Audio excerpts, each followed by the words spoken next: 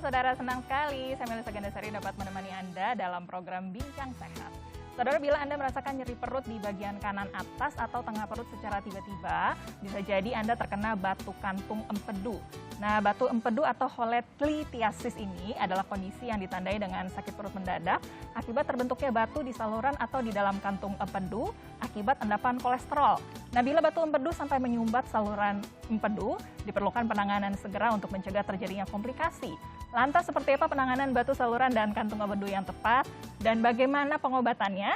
Kita akan bahas selama 30 menit ke depan hanya di Bincang Sehat.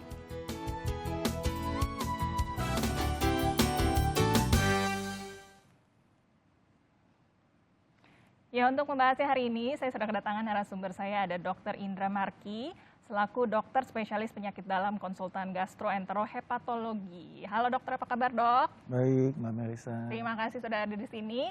Dan ada juga Dr. Bonauli Simanjuntak, selaku dokter spesialis bedah konsultan bedah digestif.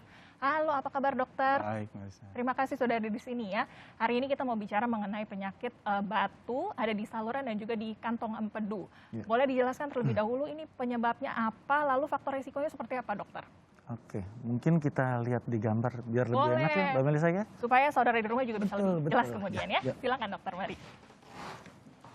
Ini. Biasanya kita tahu batu nih ada di ginjal begitu dokter ya. Ternyata ada juga di saluran dan juga di saluran dan di kantong empedu. Penyebabnya apa dokter? Mungkin sekilas saya cerita dulu mengenai cairan empedu ya. Boleh, boleh. Cairan empedu itu dihasilkan oleh hati. Cairan itu berwarna kuning, gunanya untuk mencerna lemak. Jadi dia dicairkan oleh hati, kemudian untuk mencerna lemak, sebagian besar disimpan di kantung empedu. Ya.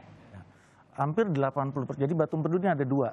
Ada batu kolesterol sama batu pigmen. Oke. Kalau batu kolesterol tuh hampir 80-90% tuh batu terjadi karena batu kolesterol. Salah satu faktor risikonya tuh sampai sekarang yang masih dianut 4F. Itu fatty, ya, fatty makan berlemak berlebihan, fat, gemuk, 40, jadi lebih dari 40 tahun. Kadang-kadang ada kita ketemuin juga kurang dari 40 tahun juga ada tuh Mbak Melisa. Kemudian female, jadi lebih banyak perempuan. Waduh. Banyak perempuan, iya itu. Oke, kemudian yang pigmen. Ya. Yang pigmen itu biasanya batunya kuning, batunya hitam. Hitam kecoklatan biasanya penyebabnya karena infeksi. Salah satu adalah anemia hemolitik atau bahkan infeksi E. coli kadang-kadang yang terjadi. Baik, baik. Dan itu ya. Jadi ada beberapa penyebab ini, ada juga dari gaya hidup begitu ya, pola makan yang kurang baik, ada juga dari penyakit lain kemudian yang bisa terjadi ya. Gejala yang dirasakan ini seperti apa kemudian? Betul. Nah, mungkin saya lihat yang berikut kali ya. Oke, ini gambar saluran pencernaan kita ya. Ya, gejala yang paling umum adalah biasanya di bagian kanan atas, di bawah rusuk paling kanan atas ini gejalanya hilang timbul. Dan bukan biasanya melilit dan menjalar ke punggung belakang. Oke. Tuh, biasanya kalau itu batu di kantung empedunya, di saluran empedu. Jadi itu gejala sampai saat ini hampir, nah itu juga 80% batu empedu tidak ada gejala sebenarnya. Oke, baik. Mungkin itu harus jelas. Jadi yang ada gejala kalau terjadi sumbatan. Baik. Kalau sumbatan di kantung empedu, dia akan terjadi gejala yang tadi. Kalau di saluran empedu lain lagi. Di saluran empedu jadi batunya keluar, maaf ya ini kali ya. Sebelumnya ya. Nah, di sini, di kantung empedu kan, batunya keluar ke saluran empedu sehingga cairan empedunya tidak bisa keluar ke usus. Cairan empedunya masuk ke dalam darah, kita jadi kuning. Oh, baik. Itu gejala kalau di jadi beda. Kalau batu empedu nyeri, di saluran empedu kuning.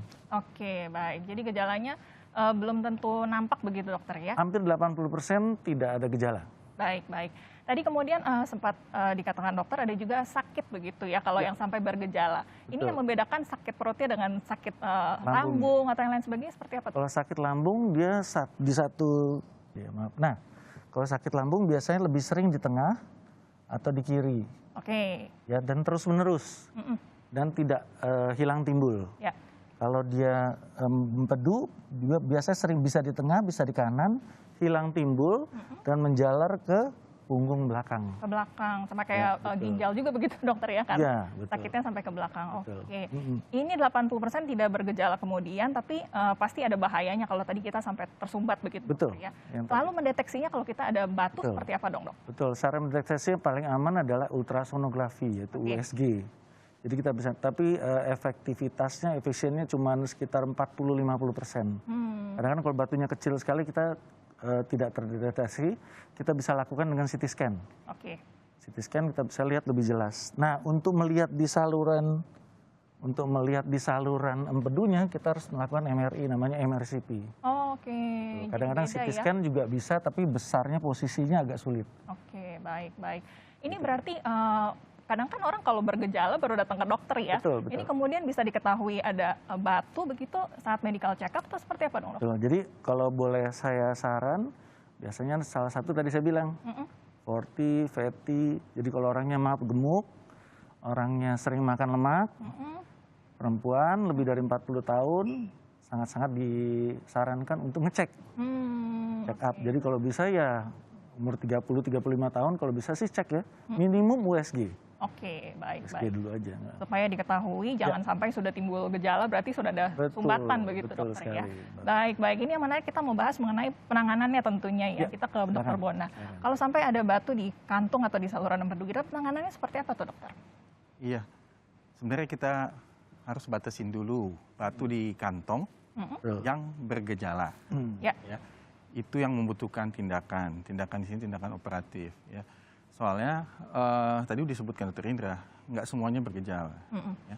Yang nggak bergejala mungkin kita bisa sisihkan dulu. Yang bergejala terapinya kita akan mengangkat kantong empedunya. Oh, bukan batunya yang diambil, satu kantong-kantongnya akan diambil. Orang akan bertanya-tanya, kita nggak punya empedu nantinya, kalau diangkat kantong, nggak usah khawatirkan hal itu karena kita mengambil produksi cadangan saja.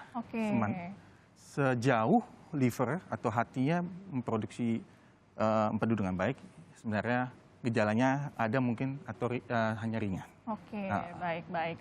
Jadi penanganan yang biasa dilakukan itu diambil kantong empedunya pada akhirnya ya. Ini bentuk terapi untuk penanganan sakit seperti ini, bagaimana perkembangannya dokter?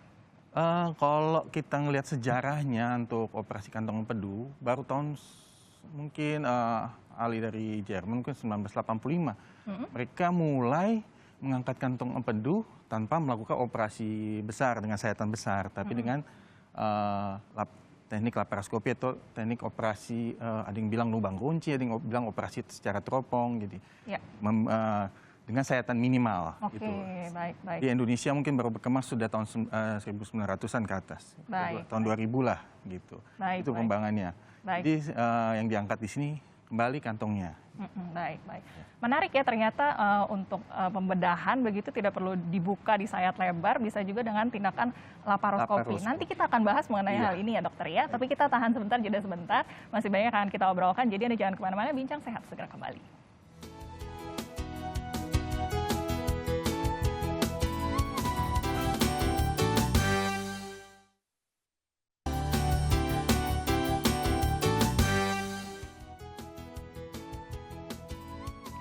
Anda kembali lagi di Bincang Sehat Saudara, saya masih ditemani Dr. Indra Marki, selaku dokter spesialis penyakit dalam konsultan gastroenterohepatologi, dan juga Dr. Bonaoli Simanjuntak, selaku dokter spesialis bedah konsultan bedah digestif. Kami sedang membahas mengenai penanganan untuk penyakit batu saluran dan juga kantung empedu. Baik, saya kembali ke Dr. Bona ya.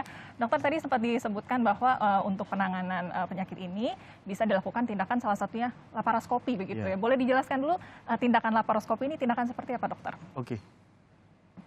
Nah, ini dia. Per definisi sebenarnya laparoskopi itu laparo itu perut ya. Skopi dari kata kamera itu memasukkan kamera ke dalam perut. Ada teknik lamanya yang biasa yang dulu dikerjakan sebelum ditemukan teknik laparoskopi itu laparotomi. Jadi laparo dia membuka perut, tomi itu perut, tomi itu membuka. Jadi beda sebenarnya tindakan yang akan dilakukan itu sama, mengangkat kantong empedu. Tapi bedanya cuma di sayatan dan prosedur memasukkan alatnya. Jadi dengan laparoskopi kita memasukkan lewat sayatan lubang kunci atau dengan teropong, kita bilang metode teropong juga, ada yang bilang metode teropong, kita masukkan kamera Lalu kita masukkan gas untuk mengembungkan ruang operasinya di dalam perut, sehingga kita bisa masuk alat-alat. Kita lihat trocar, ada 1, 2, 3 atau 4 trocar yang bisa masuk sebagai pengganti tangan kita waktu operasi. Oke, baik. Keunggulannya tentu karena sayatannya kecil, dia punya keunggulan pasti rasa nyerinya berkurang, dan lama rawat di rumah sakit lebih cepat dibanding kalau kita operasi konvensional open seperti ini. Ya, bisa 1-2 hari pulang, ada beberapa malah bisa one day care. Ini bisa 3-4 hari. Jadi itu memotong length of stay-nya di rumah sakit. Baik, karena perkembangan teknologi, kalau dulu harus dibedah terbuka perutnya, sekarang untuk membuang kantong empedu ini bisa dilakukan dengan tindakan laparoskopi. Ada resiko nggak dokter dari tindakan ini? Oke, sebenarnya kalau mau resiko yang ada sama-sama ada. Tapi kalau kita lakukan laparoskopi, mungkin karena ini kan rangsang taktil kita nggak pakai ya, kita nggak pakai tangan, kita pakai alat.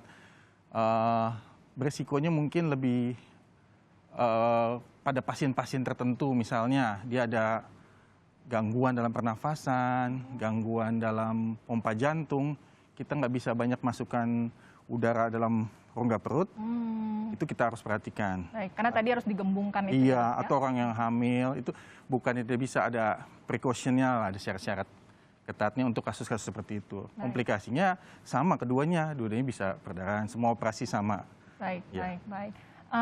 Pasien ini bisa memilih kemudian tindakannya laparotomi atau laparoskopi ini berdasarkan apa pertimbangannya, dokter? Sekarang acuannya, standarnya kita pasti ngomong ke laparoskopi. Tentu ya, karena dia masuk dalam kategori operasi minimal invasif, ya mungkin cost-nya lebih dibandingkan yang open. Ya, semua orang sih maunya pilihan laparoskopi. Walaupun ada beberapa case, nanti kita lihat, misalnya dia udah pernah melakukan operasi besar di perut, ada bekas sayatan di perut, rada sulit buat kita untuk memasukkan trocar itu salah satu pertimbangannya ya. Iya, betul. Baik.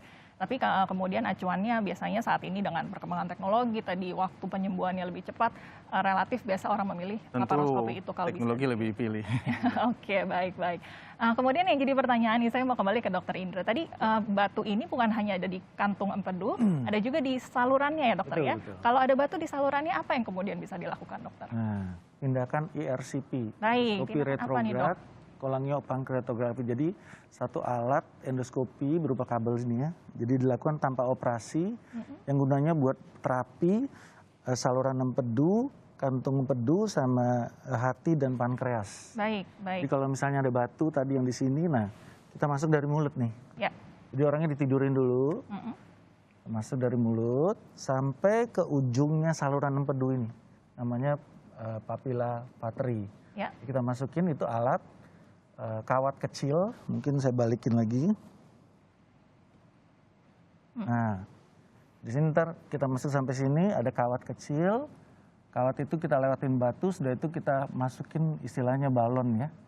Balon kita kembungin, tapi sebelumnya mungkin papilla vaterinya atau ujungnya ini kita potong dulu sedikit. Karena ininya kecil, batunya besar nih. Jadi kita besarkan dulu. Baru balon kita tarik ke sini sampai dia keluar. Baik. Dengan keluar sumbatannya teratasin, bilirubinnya atau cairan empedunya jadi tidak ke atas lagi, jadi badan orang pasiennya jadi tidak kuning lagi. Sudah itu selesai, baru tindakan tadi sama Dokter Bona, kantong empedunya diambil. Kalau tidak diambil nanti satu waktu batu empedunya akan keluar lagi, menyangkut lagi. Itu poinnya. Baik. Kalau setahu saya begitu ya, kalau batu ginjal itu bisa dihancurkan, kalau batu di empedu ini kemudian dibuang dan dibuang sekalian sama kantong empedunya begitu ya dokter? Iya, kalau yang dibuang batu empedu sama Dokter Bona, dokter bedah digestif. Kalau yang ini sama dokter konsultan gastro, jadi kita ngambil saluran di sini. Baik. Di salurannya itu apakah karena sudah tersumbat bisa ada luka atau seperti apa? Itu bisa juga? Bisa banget. Jadi itu tadi mungkin terapi selain batu kadang-kadang juga ada tumor. Tumor di pankreas, ini nyumbet dia. Nah kalau kita misalnya nyumbet, bisa menyebabkan kuning juga. Nah, kalau dia nyumbet, kita mungkin tidak pakai itu, jadi kita pakai selang, stent namanya. Jadi selang itu kayak kayak apa ya, sedotan lah gitu. Sedotan itu kita selang sih. Jadi saluran cairan empedunya bisa tetap jalan. Oke, baik. Ini mungkin saudara di rumah agak sedikit jadi takut membayangkannya karena tindakan ERCP ini memasukkan kawat dari mulut begitu, dokter ya. Tindakan prosedurnya seperti apa, boleh diceritakan? Alatnya sebenarnya kayak selang kecil ya. Selang kayak stetoskop kecil, paling sebesar jari saya gitu ya. Kabel, bukan besi. Ya. Di depannya kira-kira panjangnya sekitar 1 meter lebih dikit lah. Nah, di ujungnya ada kameranya. Baik. Nah, di ujung belakangnya kita sambungin ke TV. Nah, kita memainkan di situ. Jadi yang tadi saya bilang masukkan ini, nah ini kan, masukkan di sini sampai di ujung sini. Baik. Kita bisa lihat dari jadi kita bisa ngelihat dari TV nih. Ya. Ujungnya papila vatria atau ujungnya saluran empedu itu. Baik. Karena memang jadi lebih minimal sebenarnya. Betul tindakannya. Jadi kayak dokter Bona ngomong, bedanya operasi sama itu meminimalkan invasif, jadi mengurangi sobekan, jadi penyembuhan lebih cepat juga, lebih lama, lebih cepat pulang. Dan ada banyak kelebihan gitu, tentunya yang bisa dilakukan ya. Dari prosedur ERCP ini selain untuk pengobatan di batu dan juga di kantong empedu ini, ada organ mana lagi kemudian yang bisa disasar menggunakan seperti tadi saya bilang, pankreas. Baik. Kalau ada batu di pankreas, kita juga bisa ngambil batu di pankreas. Kalau ada tumor atau menekan saluran empedunya, kita bisa pasang stent di sini. Oke, baik. Salah satunya. Baik, jadi dengan perkembangan teknologi sudah semakin banyak sekali ya kebaikan yang bisa dilakukan. Tadi tindakan invasifnya lebih mudah, waktu penyembuhan lebih cepat. Tentunya untuk kebaikan pasien pada akhirnya begitu, dokter ya. Baik. Tadi sempat dibahas mengenai apa yang terjadi kalau kantong empedu kita dibuang, lalu apakah ada pencegahan yang bisa kita lakukan? Nanti kita bahas mengenai hal ini ya, dokter ya. Tapi kita harus jeda sebentar, jangan kemana-mana, Bincang Sehat segera kembali.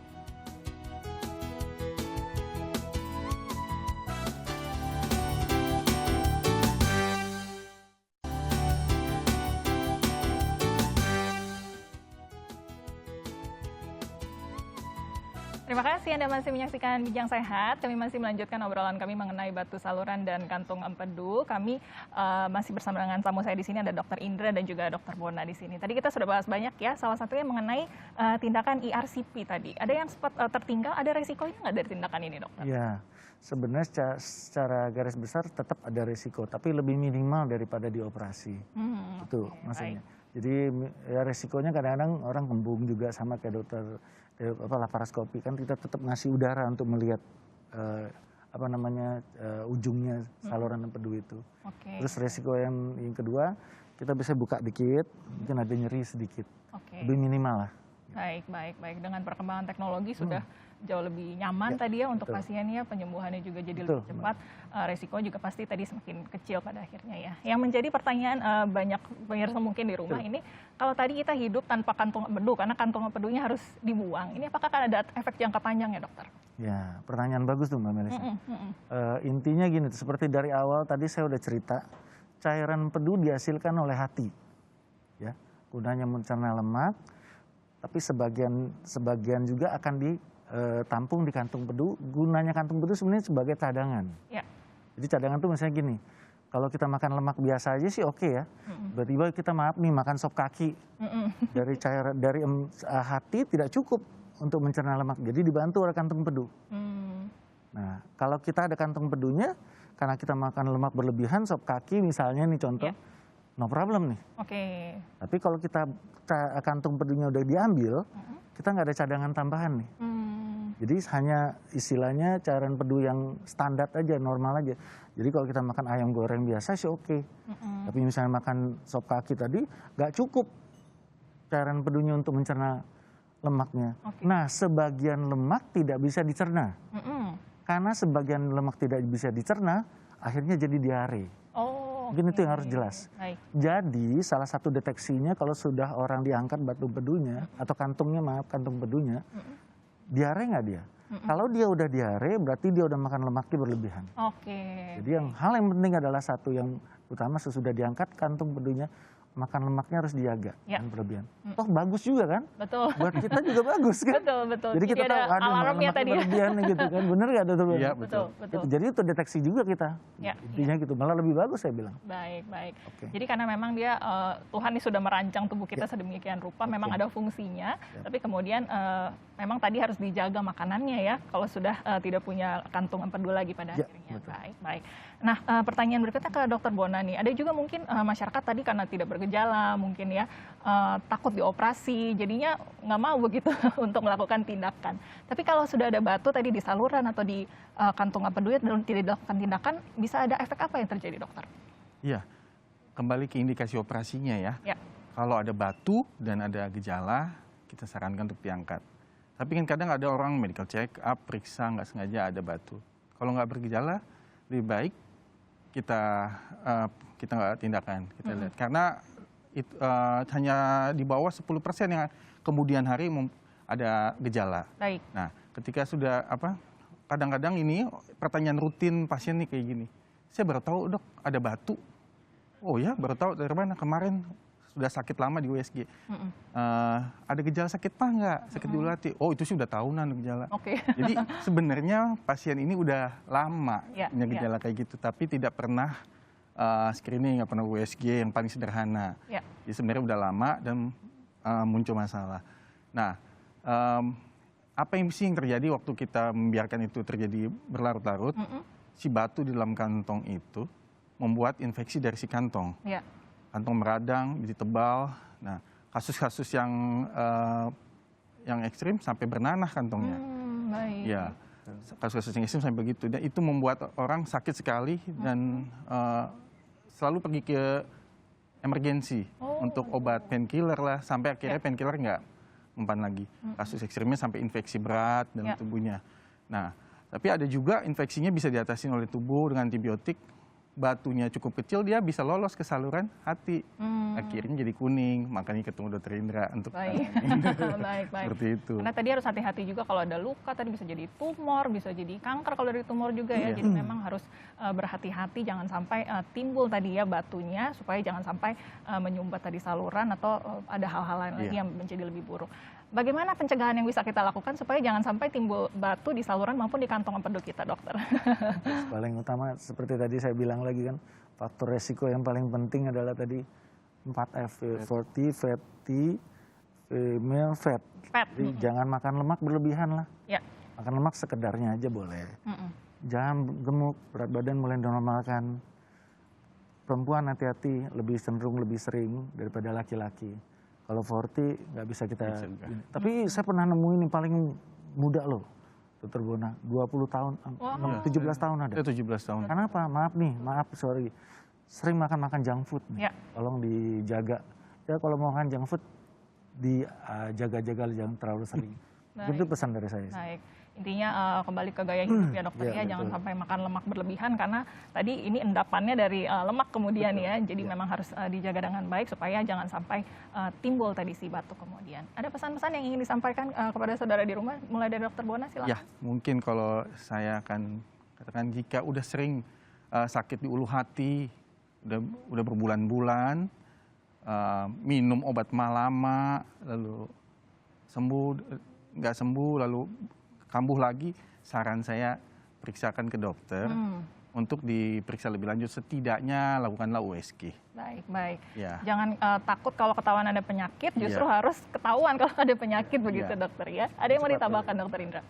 Lebih cepat lebih baik. Lebih cepat lebih baik, itu dia ya. Kalau sampai terjadi adanya batu juga jangan khawatir begitu ya, jangan lalu didiamkan begitu saja, datang ke dokter, dapatkan pertolongan supaya tadi ya bisa hidup lebih sehat dan produktif pada akhirnya. Terima kasih Dokter Bona dan juga Dokter Indah untuk waktunya. Dan terima kasih juga bagi kebersamaan Anda, saudara sekalian. Terima kasih karena sudah mengikuti perbincangan kami. Semoga perbincangan tadi bisa menjadi perbincangan yang bermanfaat untuk Anda. Kami harus pamit undur diri. Saya ingatkan untuk tetap menjaga protokol kesehatan dimanapun Anda berada. Kita harus berpisah, sampai jumpa.